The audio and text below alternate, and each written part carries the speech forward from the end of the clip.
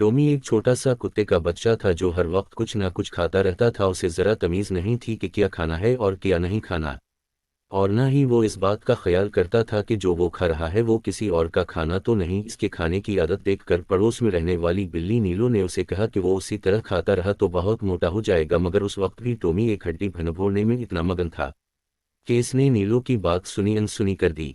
एक दिन टॉमी को बहुत भूख लग रही थी।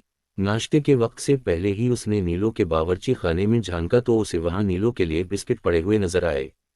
इसने आराम से बिस्किटों का सफाया किया, फिर सुबह का नाश्ता जी भर कर किया। फिर इसने कुछ देर के वक्फे के बाद अपने मालिक के खेत में जाना पसंद किया। वहां उसने बहादुर घोड़े की खुरली में झांका ताकि इसमें से ही कुछ खाने को मिल जाए। बहादुर ने उसे अपने खाने की तलाशी लेते हुए देखा लेकिन इसका बुरा नहीं मनाया। फिर टॉमी को नींद आ गई, लेकिन जब वो दोबारा जागा तो उसे फिर सख्त भूख लग रही थी। इसने अपनी रुकाबी से दूध पिया, लेकिन उसने पेट में इतनी जगह रख ली ताकि मज़े से दोपहर का खाना खा सके। दोपहर के खाने में अलबत्ता टॉमी ने हाथ हल्का ही रखा, लेकिन खाने के 1 घंटे के बाद ही उसे दोबारा कुछ खाने की तलब होने लगी। वो दोबारा खेत की तरफ गया। इसे इल्म था कि इसके मालिक ने खाना खा लिया होगा और उसके बर्तन पड़े होंगे। इसने मालिक की बचाई हुई एक बोटी खाई।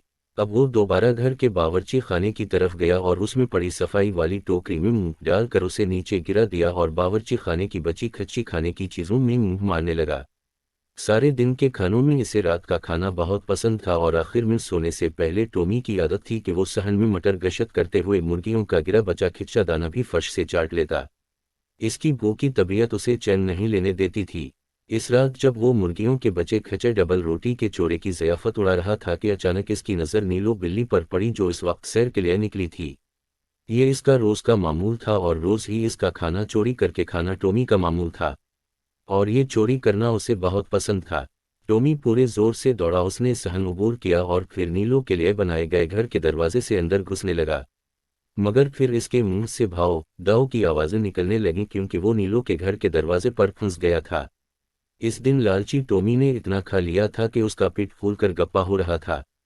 नज़दीक रहने वाले तमाम जानवर उसे इस हालत में देखकर खिलखिलाकर हंसने लगे।